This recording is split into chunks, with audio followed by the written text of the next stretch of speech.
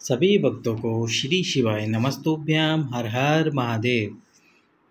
जब आप सूर्य को अर्घ दें तो अर्घ में जिस कलश से आप सूर्य को अर्घ देते हैं उस कलश के अंदर ये वस्तुएं डालें। यदि आपको धन प्राप्त नहीं हो रहा है या फिर आपका कोई कार्य सिद्ध नहीं हो रहा, बहुत समय से लगे हुए हो वह भी सिद्ध नहीं हो पा रहा, या आपका बच्चा किसी एग्ज़ाम में जा रहा है किसी एग्ज़ाम को देने, तो ये वस्तुएं सबसे पहले सूर्य को अर्घ देने से पहले उसमें डालें। सबसे पहले तो एक कलश में जो आप जल भर के सूर्य को अर्घ देते हैं उस कलश में लाल मिर्च के 21 दाने, जो लाल मिर्च आती है सूखी हुई, उसके 21 दाने इस कलश के अंदर डाल दीजिए और फिर उसके बाद में सूर्य को अर्घ दीजिए।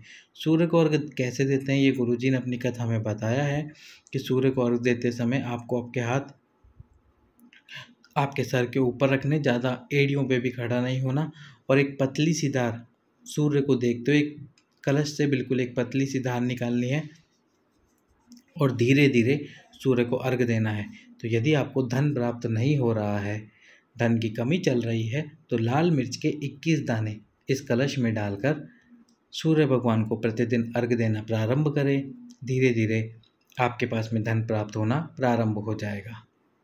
अगला उपाय, यदि आपका कोई कार्य सिद्ध नहीं हो रहा है, कोई कार्य सिद्ध नहीं हो रहा, आपने बहुत समय से प्रयास किया पर कोई कार्य सिद्ध नहीं हो पा रहा है, तो उसके लिए आप जिस कलश से सूर्य भगवान को अर्घ देते हैं उस कलश के अंदर कुमकुम, जिसका टीका लगाते हैं, जो कुमकुम आता है, उस कुमकुम को इस कलश में डाल दीजिए थोड़ा सा, एक चुटकी भर, और फिर सूर्य भगवान को अर्घ दिए। पर अर्घ देते समय उस कार्य का स्मरण जरूर करना जिस कार्य को आपको करवाना हो, या जो कार्य आपका अटका हुआ हो, नहीं हो पा रहा हो, तो जो कार्य आपको करवाना है उस कार्य का स्मरण करते हुए ये कुमकुम वाला जल भगवान सूर्य नारायण भगवान को समर्पित करें, अर्घ दें। आपका वह कार्य धीरे धीरे होना प्रारंभ होगा। प्रतिदिन कुमकुम वाले जल का अर्घ दीजिए।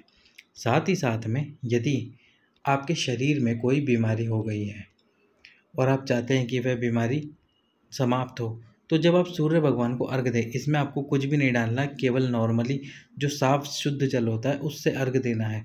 अब जैसे आप ये कलश से अर्घ दे रहे हैं और अर्घ देते समय जो इस कलश से धार नीचे गिरती है, ये बिल्कुल पतली धार होनी चाहिए जल की, और जब आप यहाँ पे खड़े होकर इससे अर्घ दे रहे हैं तो इस धार में से आपको सूर्य भगवान को देखना है, जो सूर्य भगवान है उनको देखना है।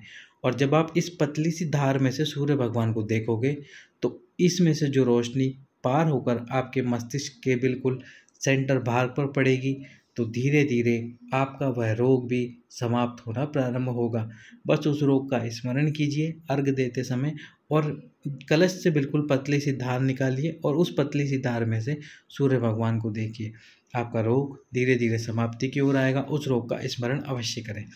अब यदि कोई बच्चा एग्ज़ाम देने जा रहा है और वह चाहता है कि वो एग्ज़ाम में पास हो जाए, उसने मेहनत की है पर थोड़ा डर लग रहा है और चाहता है कि एग्ज़ाम में पास हो जाए, तो सबसे पहले पीला चंदन ले, पीले चंदन को अच्छे से घिस लें।